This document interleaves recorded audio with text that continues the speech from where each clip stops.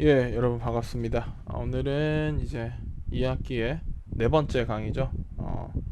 인구 이동에 따른 변화는 무엇일까라는 주제를 가지고 한번 교과서 페이지로는 128에서 129페이지에 대해서 한번 같이 얘기해 보겠습니다. 지난 시간에 이제 우리가 했던 게 그 인구 이동 중에서 인구가 왜 이동하는지, 인구가 유입되는 지역에 인구를 빨아들이는 흡입 요인은 뭐가 있고, 또 인구가 또 빠져나가는 인구 유출 지역에 인구가 빠져나가게 만드는 배출 요인은 뭐가 있는지, 이런 걸 한번 배워봤었죠. 그래서 뭐 인구의 흡입 요인으로는 뭐 좋은 일자리, 쾌적한 뭐 거주 환경, 또 좋은 교육 및 문화 시설, 이런 게 있고, 반대로 이제 인구가 빠져나가게 만드는 배출 요인으로는 뭐 낮은 임금, 열악한 주거 환경, 또 혼란스러운 정치적 상황이나 뭐 전쟁, 이런 것들이 있다고 얘기했습니다. 그러면서 이제 뭐 사례로서 쭉 얘기를 했었는데, 뭐 아프리카의 노예 무역, 강제적인 뭐 인구 이동이다. 또 영국의 청교도들은 뭐 종교적 자유를 찾아서 간 종교적 뭐 인구 이동이다. 또 뭐 오늘날에는 뭐 저 투발루 같은 곳처럼 그 지구 온난화에 따라서 해수면이 상승하면서 육지 면적이 감소하게 되면서 발생하는 환경 난민도 등장했다. 뭐 이런 얘기를 했었죠. 또 우리나라 같은 경우에는 또 뭐 해외에 70년대, 80년대 이제 해외 일자리를 찾아서 나갔던 뭐 독일로 갔던 파독 광부나 파독 간호사, 뭐 이런 얘기들을 하면서 그 사람들이 벌어온 외화가 오늘날 우리나라 경제 성장의 중요한 원동력이 되기도 했다. 뭐 그런 얘기들 했습니다. 여러분들 뭐 기억을 하고 있을 거라고 생각을 하고요. 오늘은 이제 거기에 이어서, 자, 인구가 어딘가로 빠져나가게 되면은 인구가 유출된 지역이 있을 거고, 또 반대로 인구가 어딘가로 들어오게 되면 들어온 인구 유입 지역이 있겠죠. 그래서 오늘 이제 배워볼 거는 인구가 유입된 지역과 인구가 유출된 지역에 각각에 발생하는 어떤 뭐 변화점이 뭐가 있는지 우리가 같이 한번 배워보도록 하겠습니다. 자,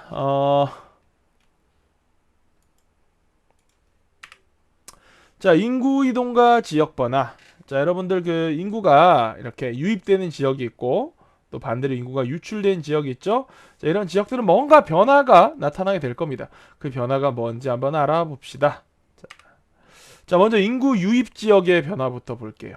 자, 인구가 어딘가는 막 모인다 이거야. 거기 뭐 지난 시간에 배웠던 흡입 요인이 있어가지고 사람들이 막 그 지역을 찾아서 막 모이고 있는 겁니다. 자, 그럼 인구 유입 지역의 변화를 우리가 긍정적인 변화와 부정적 변화를 한번 나눠볼 건데, 자, 우선 긍정적인 변화부터 보면은, 자, 인구가 유입되면은 그 지역에는 노동력이 풍부해지겠죠. 젊은 사람들이 막 많이 유입되게 되면 일할 사람이 많아지잖아요. 그러면은 아무래도 공장도 더 많이 돌릴 수 있게 되고 여러 가지 산업 활동이 활발해지면서 경제가 활성화된다는 그런 긍정적인 점이 있겠죠.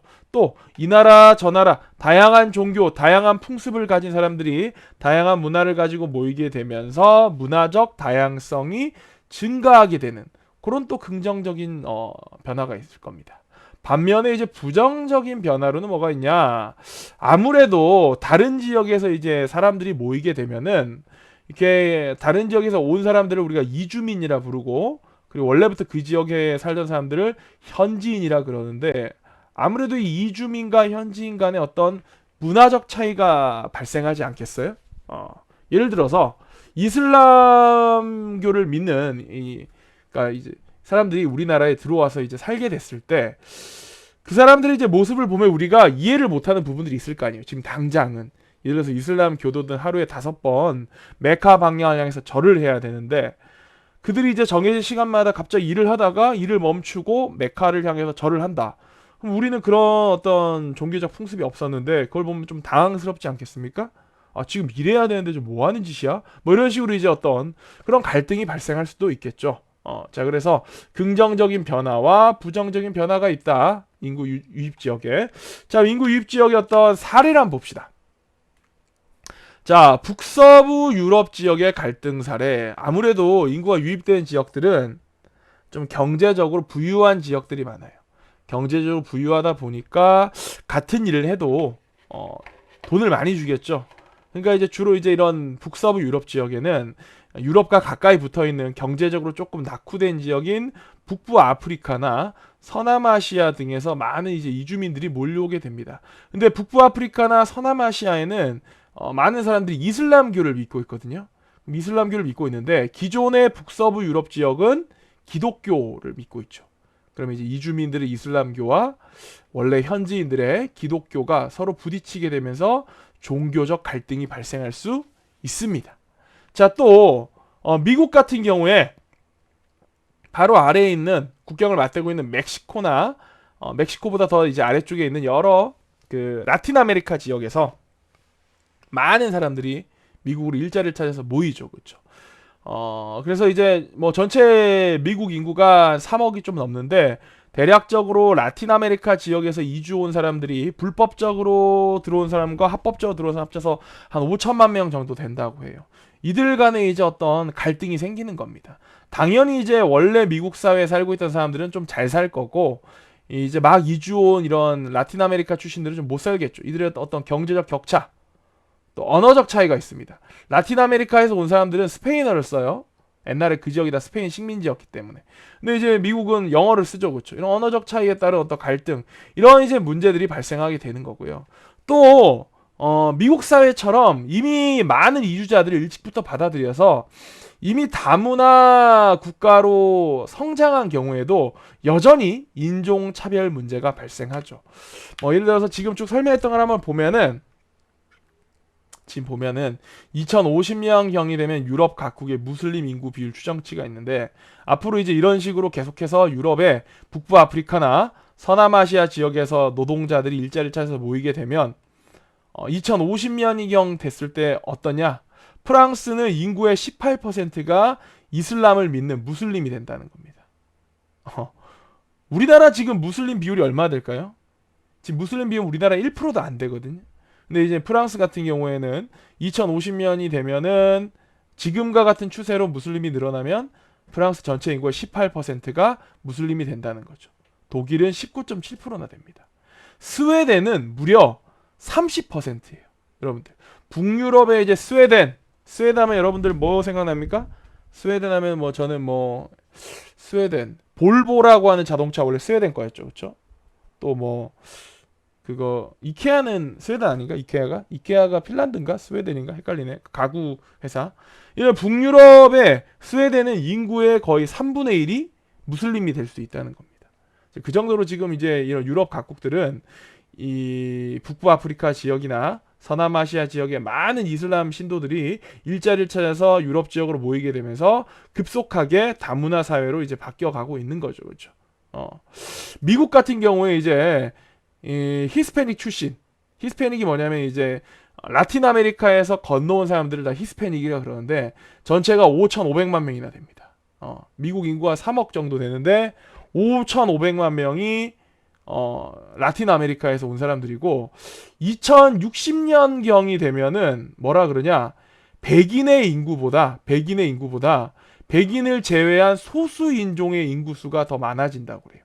전체 미국 인구의 56.4%가 소수 인구고 소수 인종이고 뭐 흑인, 히스패닉, 아시안, 혼혈 이런 사람들이겠죠.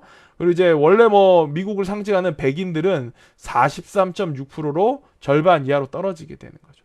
당연히 이제 이런 과정에서 여러 가지 문화적 갈등, 인종적 갈등, 뭐 종교적 갈등이 생길 수밖에 없겠죠. 대표적인 게 뭐 칭챙총 뭐냐면은 중국 사람들이 말하는 소리를 서양인들이 듣고 중국 사람들 좀 말할 때만 짜샤 막 샤샤 막 이렇게 하잖아요. 이걸 이제 얘네가 이제 비유할 때 칭챙총 이렇게 한다. 그래서 칭챙총 이러면 아시아인들 시끄럽다.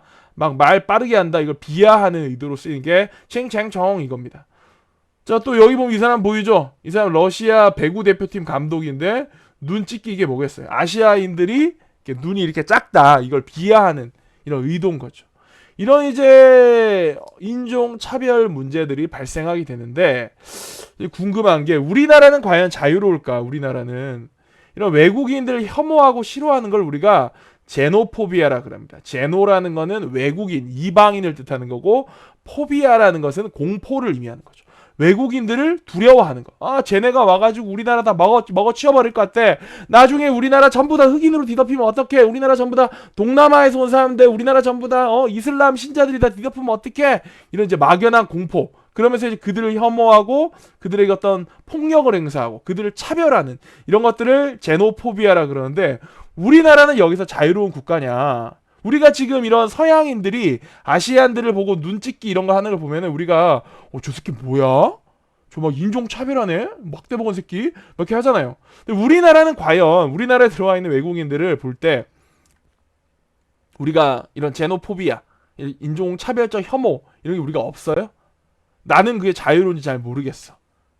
당장 선생님만 해도 밤늦게 내가 길을 가다가 금발머리 외국인을 만나면은 좀 안 무서운데, 좀 시커먼 동남아나 이런 데서 온 사람들이 막 지나가면은 괜히 좀 내가 좀 두렵고 무섭고 뭔가 조금 조심해야 될 것 같고 이런 느낌이 드는 게 있거든. 그 나도 이제 마음속 깊숙이 그런 이제 좀 경제적으로 못 사는 지역에서 온 사람들에 대한 제노포비아가 있는 거지, 그치? 근데 이거를 극복하지 않고는 우리나라건 어떤 나라건 이런 인구 이동에 따른 갈등을 해결을 못하게 되는 한계점에 도달하게 됩니다. 자, 뭐 어쨌든 넘어가서, 자, 그럼 인구가 유입되는 지역에만 변화가 있냐? 아니죠. 인구가 어딘가로 유입이 된다는 건 반대로 어디서는 인구가 빠져나가고 있는 인구 유출 지역이 있다는 겁니다. 자, 인구 유출 지역의 변화 한번 볼까요? 자, 인구 유출 지역의 변화 역시 긍정적인 변화와 부정적인 변화로 나눠볼 건데, 자, 먼저 긍정적인 변화를 보죠. 자, 어딘가로 인구가 유출됐어. 어딘가로 인구가 이제 빠져나갔어. 자, 예를 들어 우리나라에서, 우리 동네에서 젊은이들이 다른 나라로 돈을 벌기 위해 막 빠져나간 거야. 그 나라에 가서 돈을 벌었어. 자, 그런 사람들 이주 노동자, 외국인 노동자라 그러죠, 그렇죠? 자, 이런 이주 노동자들이 돈을 벌어가지고 어떻게 자기가 혼자서 뭐 조스바 사 먹고 뭐 맛있는 거 사 먹고 뭐 저기 명륜 진사갈비 가서 고기 구워 먹고 그렇게 하고 다 돈 쓸까? 아니지. 그 사람들 돈을 벌어가지고는 본국의 가족들에게 돈을 보내주겠죠. 그럼 이제 본국으로의 송금이 늘어나면서, 돈을 보내는 걸 이제 송금이라 그러는데, 송금이 늘어나면서 그 지역에 이제 그 돈을 받아가지고 집도 짓고 공장도 짓고 이런 식으로 경제가 활성화되는 부분이 분명히 있을 겁니다. 우리나라도 경험했죠. 우리나라도 서독에 이제 갔던 광부나 간호사들이 또 80년대에는 서남아시아 지역에 이제 뭐 사우디아라비아나 아니면은 뭐 또 북부아프리카의 뭐 알제리 이런 데 이제 일하러 갔던 많은 노동자들이 벌어서 본국으로 송금한 돈을 가지고 우리나라 경제가 발전하는 데 분명히 도움이 됐습니다. 자, 그럼 이제 긍정적인 변화가 있는가 하면은 반대로 부정적인 변화도 있겠죠. 뭐냐? 자, 아무리 돈이 와도 그 돈을 가지고 뭔가 우리나라에서 경제를 발전시켜야 되는 어떤 그 생산의 중심이 되는 젊은 이제 우수한 인력이 있어야 되는데, 얘네가 전부 어디로 갔다는 거예요? 전부 외국으로 갔어. 그러니까 돈을 보내와도 지금 당장 뭐 공장을 짓고 어떤 뭐 갑자기 막 무슨 제철소를 짓고 자동차 생산 공장을 짓고 막 이런 게 아니고, 그냥 우리 집에 가스 한 대 더 가스레인지 하나 더 들여놓고, 우리 집에 컴퓨터 한 대 더 들여놓고, 우리 집에 뭐 아빠가 해외에서 보내준 돈을 가지고 우리가 휴대폰 바꾸고, 약간 이런 소비적인 걸로 이제 되다 보니까 오히려 이제 인구가 유출된 지역에는 일을 할 젊은이가 없어서 노동력도 부족해지는 문제.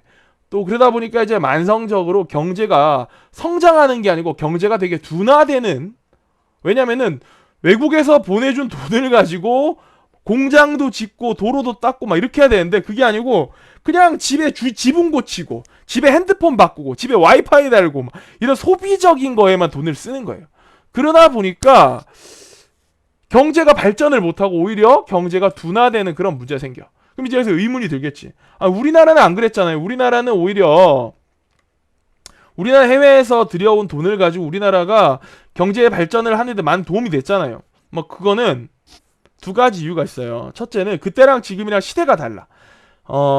좀 너무 복잡한 문제니까 그거 하나가 있고, 또 하나는 우리나라는 당시에 이제 정치인들이 나름 열심히 했어. 해외에서 들여온 그 외국에 이제 유출돼서 거기서 돈을 벌어온 돈을 갖다가 다시 국내로 보낸 외화를 가지고, 야, 지붕 고쳐라, 와이파이 놔라, 핸드폰 바꿔라 이게 아니고 뭔가 그 돈을 가지고 경제를 발전시키는데 제철소도 짓고 조선소도 짓고 자동차 공장도 짓고 이런데 돈을 쓰자.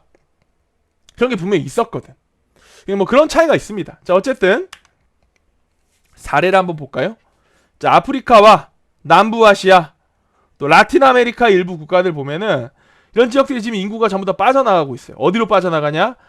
이제 아프리카나 남부아시아는 주로 이제 아시아에 잘 사는 국가 아니면 유럽으로 많이 빠져나가요. 라틴 아메리카 애들은 미국이나 캐나다 같이 앵글로 아메리카 쪽에 북부 아메리카에 잘 사는 국가들로 이제 인구가 빠져나가는 거야. 그다음에 어떤 문제 생기냐면은 해외에 나간 이주 노동자들이 그 외화를 본국으로 송금을 해도 그 돈을 갖고 뭔가 공장을 만들고 어떤 국가 경제를 발전시키는 쓰는 게 아니고 그냥 그걸로 생활비로 쓰는 거야. 그러니까 이게 뭐 전혀 국가 경제는 발전이 전혀 안 되게 되는 그런 문제가 있는 거죠. 실제로 여러분들 두바이 알죠? 두바이, 아랍에미리트 두바이에 가면은 되게 시커멓게 생긴 사람들 많거든. 이 사람들 보면서 여러분 착각할 수 있어요. 와, 씨발 존나 잘 산다. 두바이 태어나서 좋겠다. 부자 나라 태어나서 좋겠다. 뭐 두바이나 그 옆에 실제 더 잘 사는 아부다비 같은 데 가면 이런 시커먼 인도 사람, 동남아시아에서 온 것 같은 사람들 되게 많거든. 이런 사람들 보면서 와 좋겠다, 부럽다. 아 진짜 나도 다음 생에 태어나면 이런 아부다비 같은데 금수저로 태어나고 싶다 하겠지만 그 사람들이 그 아부다비의 부자가 아니에요. 아부다비의 부자들은 여러분들이 관광 가서 제대로 보지도 못해. 대부분의 여러분들이 가서 보는 쇼핑센터나 공항이나 어떤 뭐 숙소나 이런 데서 일하고 있는 사람들은 다 누구냐? 다 이제 아부다비나 두바이에 일자리를 찾아온 남부아시아의 인도 지역에서 왔거나 파키스탄에서 왔거나 뭐 스리랑카, 방글라데시 온 사람들 아니면 북부아프리카 지역에 있는 뭐 알제리, 모로코 뭐 이런 데서 온 사람들이 대부분인 겁니다. 그러니까 원래 여러분 아랍에미리트에 가 있는 여기 가서 여기에 이제 원래 이쪽 지역에 잘 사는 부자들 보면은 피부 색깔 이렇게 진하지도 않아요. 그 사람들 피부 좀 백인처럼 허해. 그러니까 여러분들이 보는 이런 사람들은 대부분 여기 이제 돈을 벌러 온 이주 노동자들인 겁니다. 그러니까 지금 이렇게 아침에 이제 건설 현장 가려고 버스 대기해서 줄 서고 있지. 또 실제로 건설 현장에서 일하고 있지. 또 이분들 봐봐. 2층 침대 이렇게 지금 타닥타닥 붙어가지고 이제 먹고 자고 여기서 돈 벌어가지고 본국으로 돈을 보내는데 문제는 그 돈을 가지고 본국에서 뭔가 경제 발전을 위한 공장을 짓고 이런 게 아니고 그냥 본국의 가족들이 핸드폰 바꾸고 있는 거야. 그냥 지붕 고치고 있고 이게 참 딜레마에 빠진 거지. 본국에서는 인구가 유출돼 가지고 일할 사람은 없는데 정작 해외로 나간 이주 노동자들이 보낸 돈을 가지고는 뭐 경제 발전 시키는데 도움이 되는 게 아니고 그냥 뭐 핸드폰 바꾸고 있으니까 이게 이제 참 딜레마입니다. 자, 실제 보면은 진짜 많은 사람들이 유럽으로 가고 있죠. 모로코, 알제리, 티니지 이런 데서 이제 엄청나게 많은 사람들이 유럽으로 일자리를 구하러 엄청나게 갑니다. 뭐 터키에서도 그렇고, 여기 파키스탄, 인도, 방글라데시 이런 데서 막 이제 영국에도 많이 가고 이런 식으로 이제 유럽에 이제 일자리가 아무래도 조금 뭐 유럽에 가도 이 사람들이 좋은 일자리를 구하는 거 아니지. 이 사람들이 가 유럽 가서 의사하고 변호사하고 이러진 않아요. 유럽 가서도 이제 진짜 막 건설 현장에 일하거나 쓰레기 치우거나 그야말로 유럽 사람들이 서로 하지 않으려고 하는 일을 합니다. 그렇지만 여기서 받는 돈 자체가 이 사람들이 자기 나라에서 돈을 벌었을 때 받는 임금보다 훨씬 많으니까 해외에 나와가지고 일을 해서 본국으로 돈을 보내는 거죠. 그렇죠?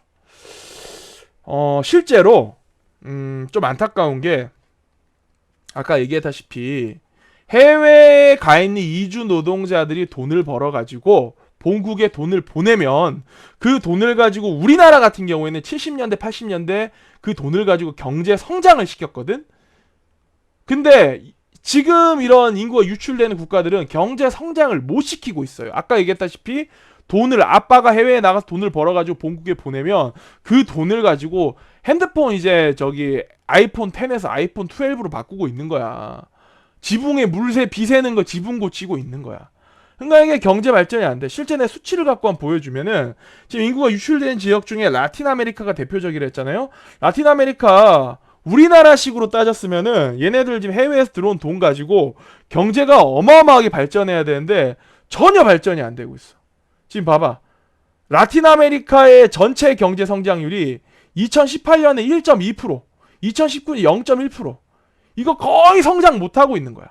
일반적으로 여러분들 경제 한 국가의 경제는 그 국가가 못 살수록 경제 성장률이 높아요. 점점 선진국으로 가면 갈수록 경제 성장률이 낮아져. 왜 그러냐면 되게 못 살 땐 여러분 그렇잖아. 지금 내가 하루에 100달러 벌고 있어. 근데 조금 경제가 나아져가지고 하루에 100달러 1년에 100달러 벌고 있는데 1년에 200달러 벌게 됐어. 그럼 경제 성장률 몇 프로예요? 100%야 100%. 그렇잖아. 100달러 벌다가 200달러 버니까 100% 성장한 거지. 자 근데 그 나라 이제 엄청 잘 살게 된 거야. 1년에 한 3만 불 벌어. 3만 불. 3만 불 벌다가 3만 불에서 100달러 늘어났어. 3만 100달러 되게 된 거야. 그럼 경제 몇 프로 성장한 거냐? 3만 100달러 되면 0.3% 성장한 건가? 그러니까 이게 진짜 경제가 그 나라가 잘 살아지면 잘 살아질수록 경제 성장률 끌어올리기 쉽지가 않거든. 그러니까 못 사는 나라들은 경제적으로 좀 낙후된 국가들은 경제 성장률이 되게 잘 나와야 정상인데 지금 라틴 아메리카에 있는 국가들 좀 못 살아요. 보면은 볼리비아, 뭐 브라질, 칠레, 에콰도르 다 우리보다 못 사는 나라들인데 경제 성장을 보면은 되게 낮아. 봐봐. 라틴 아메리카 역성장 중이야 지금 나라가. 볼리비아 2018년 4.4%, 2019년 3%, 좀 높네 여기는. 브라질 1.3%, 1%, 칠레 3.9%, 0.8%. 뭐냐 이거 뭐.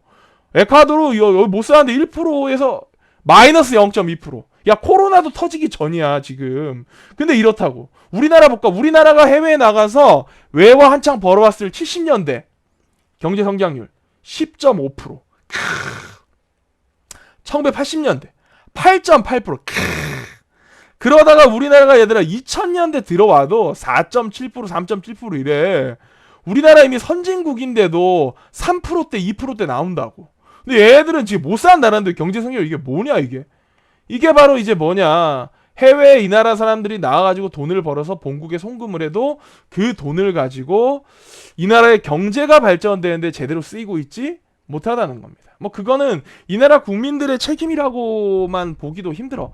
왜냐면 우리나라는 되게 운이 좋은 거야. 70년대 80년대 이때는 뭐 우리같이 못 사는 나라들도 기회가 있던 시대였어. 뭐 그 얘기를 하자면 너무 길어지니까 이때는 기회가 있던 시대였고 지금은 좀 기회가 없어.